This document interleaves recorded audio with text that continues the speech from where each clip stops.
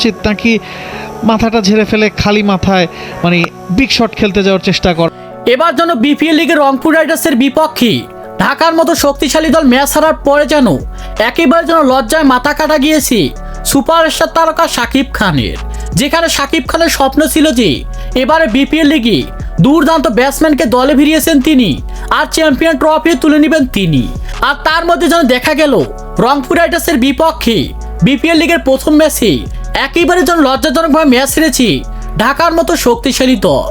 এমনকি ভক্ত সমর্থকরা মনে করেছিল এবারে বিপিএল আসরে যদি সবচেয়ে শক্তিশালী দল থাকে তাহলে যেন ঢাকার মতো দল আছে, আর সেখানে সেই ঢাকা দলে নাকি একেবারে রংপুর রাইডার্সের বিপক্ষে একেবারে যেন লজ্জাজনকভাবে ম্যাচ হেরে শাকিব খানের মান সম্মান হারিয়ে ফেলেছে ঢাকার মতো শক্তিশালী দল। আর তার মধ্যে যেন ভক্ত সমর্থকদের চমকে দিয়ে জস বাটলারের মতো হার্ড হিটার ব্যাটসম্যানকে ওপেনিং ব্যর্থতার কারণে ঢাকা দলে ভিড়িয়েছেন ঢাকার সুপারস্টার তারকা শাকিব খান। আর শাকিব খানের এমন কাণ্ড দেখে রীতিমতো অবাক হয়েছেন হাজারো কোটি ক্রিকেট ভক্ত সমর্থকরা, এমনকি ফরচুন বরিশালের বড় ক্যাপ্টেন তামিম ইকবাল। শাকিব খানের কথা হলো যে যদি আমার কোটি কোটি টাকাও লাগে তারপর আমার চিন্তা ভাবনা রয়েছে যে এবারে যে কোনোভাবে হোক ঢাকা দলকে চ্যাম্পিয়ন ট্রফি তুলে দেব আমি। আর সেই প্রত্যাশা নিয়ে যেন আবারও তিনি একের পর এক বিদেশি তারকা দলে ফেরাতে ব্যস্ত হয়েছেন তিনি।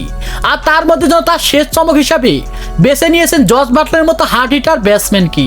কারণ হলো যে জস বাটলারের মতো ব্যাটসম্যানকে দেখা যায় আইপিএল লিগ ফ্রাঞ্চাইজি এমনকি নিজের দলের হয়ে হার্ড হিটিং ব্যাটিং পারফরমেন্স করে অবিশ্বাস্যভাবে ম্যাচ জিতিয়ে থাকেন এই জস বাটলারের মতো হার্ড হিটার ব্যাটসম্যান। আর তাই তিনি জস বাটলারের মতো ব্যাটসম্যানকে তার ঢাকা দল নিয়েছেন তিনি।